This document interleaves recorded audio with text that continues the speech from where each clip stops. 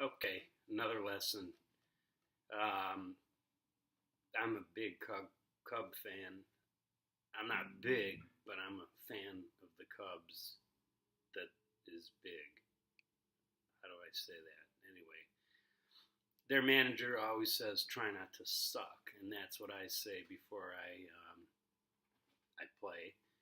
And one of the ways that helps me not suck, I hope I don't suck, but is when I play chords that resolve, or they may not even resolve, from a 5 to a 1 or a 2-5-1. Always be mindful of where the thirds and the sevenths are, and know that a seventh can resolve to a third, and a third can resolve to a seventh. So if A, root, third, 5, seventh, goes down to the third. If you took the third of that chord, that resolves to the seventh. So the third and the seventh resolve to each other. You always want to play the third and the seventh if you can, because it defines the chord. And the root, of course, helps define it. Because if you're just playing these two notes, that could be a million things, but if you add the root, you pretty much know you're playing an A7 chord. So we're going to do a jazz blues. I'll put on a background track. But the key here and the goal, it's kind of like an exercise. You want to do it as much as you can. Wherever you can resolve a seventh to a third or a third to a seventh, and even if you can't do that, play the third and the seventh of the chord. You're going to be defining the chords, so you'll sound better. And I'll give you an example. So the A, you might want to play something like.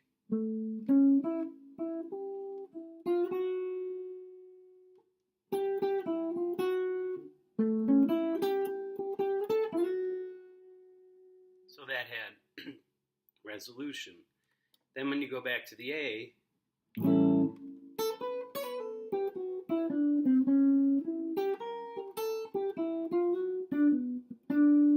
so then you're back to D. The next chord is a diminished chord. So you might just want to play.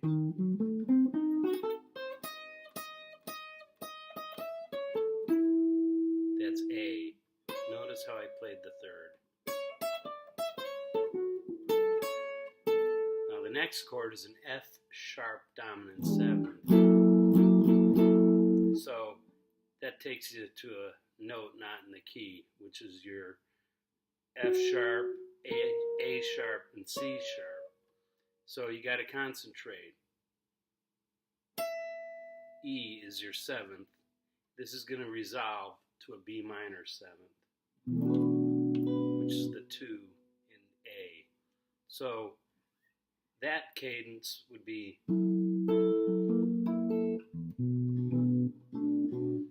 So with A, you might want to voice lead it something like this.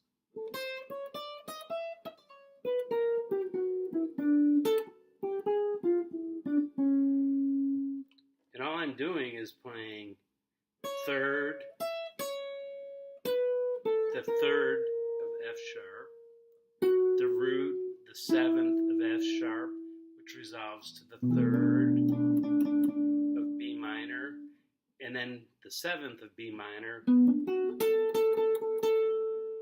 the third of E, the 7th of E, the third of A.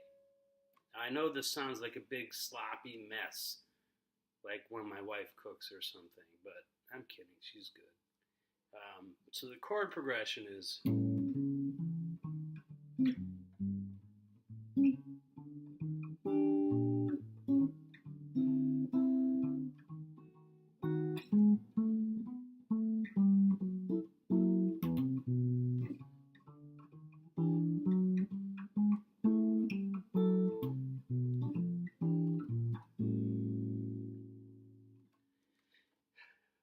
So that's it.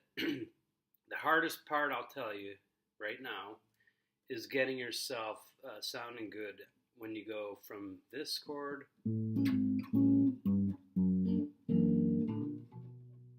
okay, because you're stepping outside the key a little bit.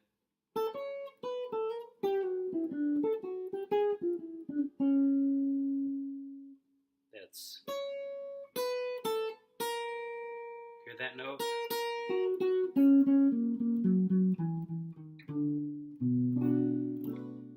Because that's an F sharp dominant 7th chord.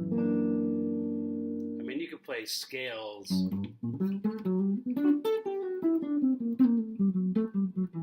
but we don't want to do that. We want a voice lead, take it easy, and try not to suck.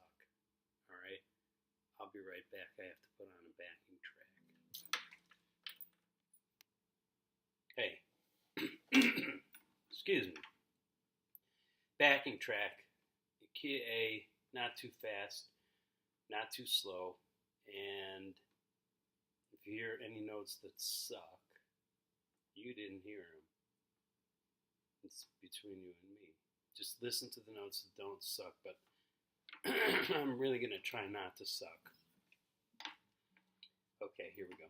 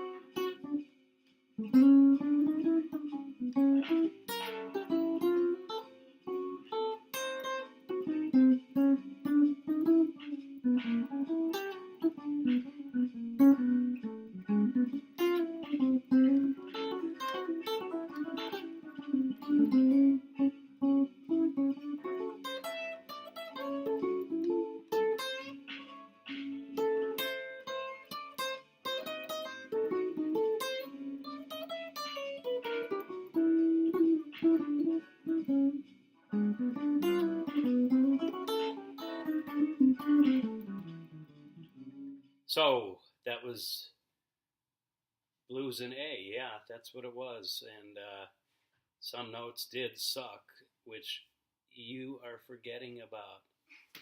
Tick tock, tick tock. I'm hypnotizing you. Just kidding. No, it's okay though. You know, if you're ever There is a trick, actually, if you play a sucky note.